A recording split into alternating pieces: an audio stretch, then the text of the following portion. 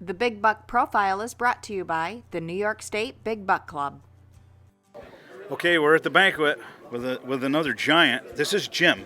Jim, tell us about this monster. What county, weapon of harvest, and gross inches, and if you got a little story with it, give it to us. Absolutely. So this buck was taken in Weathersfield in Wyoming County, opening day with a rifle. So I started out the morning. I had deer movement right away. It's about 7:15, and I had a nice buck, nice 8-point come in through.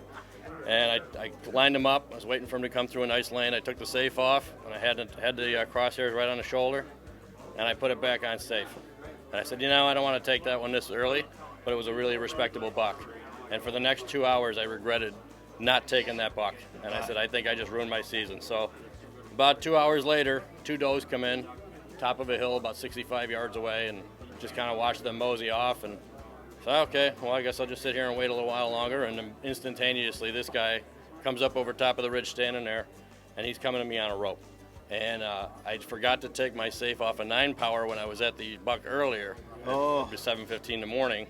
So this one comes in, and he's about 35 yards at 9-power, and I just see a brown blob, and I didn't have time to adjust the scope, so I had to take the scope off the deer, find some anchor point, look for a shoulder, look for something, and lower it back down over what I believe to be a nice spot.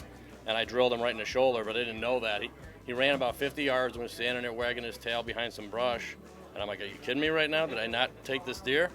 And then what felt like an eternity was probably a couple seconds, and he fell right down. And I called my wife on the phone, and I'm trying to talk to her, and she's like, are you okay? Are you having a medical incident? I said, I can't talk to you right now. I had to hang up the phone on her. So I ended up getting down, and this is him. So real happy with him. Gross inches?